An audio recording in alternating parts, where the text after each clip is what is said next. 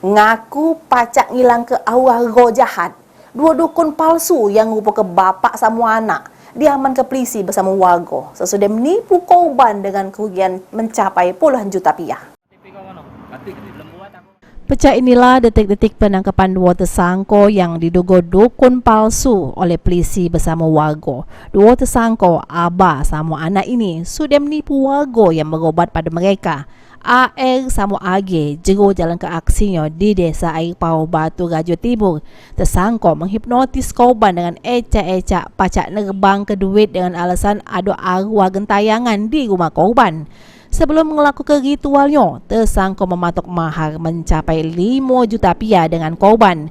Dari tangan tersangka, polisi berhasil ngaman ke duit jutaan rupiah serta berbagi jimat yang dipunya pelaku untuk meyakin ke korbannya.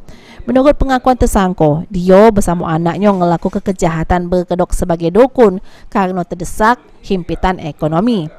Apa yang Bapak lakukan? Itu duit itulah. Duit ya. Mana cara Pak? Mana cara kamu nipu daya wong tuh? Hipnotis wong tuh? Nerbangkan. Hah, nerbang nggak? Iya. Oh, nerbangkan duit. Jadi alamat Pak Yadi ini di mana? Aku air pau. Air Pau, tapi asli wong mana? Asli. Aku dari Martopuro. Martopuro. Martopuro Oku Timur. Oh, Timur. Ini siapa nih? Anaknya. Anaknya. Oh. Jadi sudah berapa lama Pak? Baru inilah. Baru sekali. Sekali inilah. Enggak tahu. Yang enggak tahu. Allah, baru sekali inilah. Itu Baru kan inilah. korban katanya lah sering. Oi, belum ngerti kami. Banyak katanya duitnya. Belum ngerti di Allah. Baru inilah, baru inilah.